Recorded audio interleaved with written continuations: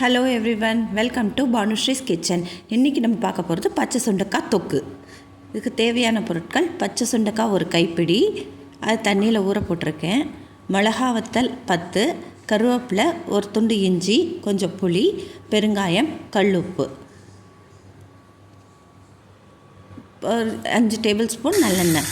முதல்ல எலுப்பச்சட்டியில் நல்லெண்ணெயை விட்டுட்டு இந்த பச்சை சுண்டைக்காவை போட்டு நல்லா வறுத்துட்டுருணும். அது வெடிக்க ஆரம்பிக்கும். அதனால் கொஞ்சம் நம்ம பார்த்து சிம்லேயே வச்சு வறுத்துக்கணும். அப்படியே இது வறுத்து இது பண்ணோன்னா நம்ம தனியாக எடுத்து வச்சுட்டு ஒவ்வொரு பொருட்களாக தனித்தனியாக போட்டு நம்ம வறுத்துக்கணும்.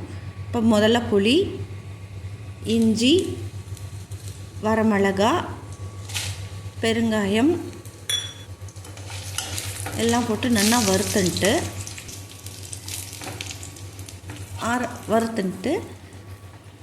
நல்லா வறுத்துன்ட்டு எடுத்து வச்சிடணும்,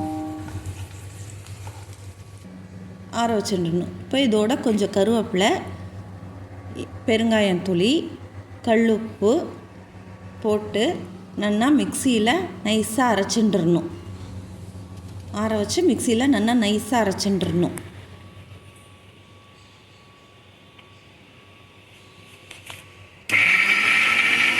பார்த்துக்கணும், அப்பப்போ பார்த்துட்டு தண்ணி தேவைன்னா ஒரு டேபிள் ஸ்பூன் 2 டேபிள் ஸ்பூன் விட்டுக்கலாம். இந்த கன்சிஸ்டன்சியில் வரும். இப்போ திரும்ப மிச்சம் உள்ள எண்ணெயை இலுப்பச்சட்டியில் விட்டு கடுகு ஜீரகம் மட்டும் தாளிச்சுட்டு இந்த அரைச்சி வச்ச விழுதை போட்டு நல்லா கைவிடாமல் கலரிண்டே இருக்கணும். நல்லா கலரிண்டே இருக்கணும்.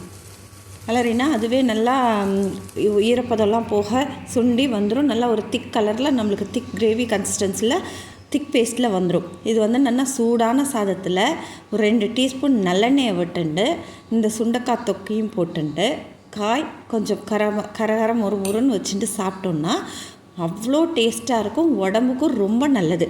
இது பாட்டி காலத்து ரெசிபி. அந்த இதுக்கு வயிற்றில் பூச்சி இருந்ததுன்னா அதுக்கெல்லாம் அழிக்கிறதுக்கு பார்த்தீங்கன்னா மாத்திரையெல்லாம் சாப்பிட மாட்டா. இந்த சுண்டைக்காய் இந்த மாதிரி தான் எடுத்து சாப்பிடுவா. பச்சை சுண்டைக்காய் தொக்கு தான் ஃபஸ்ட் டைம் நான் இங்கே பண்ணியிருக்கேன். இது எங்கள்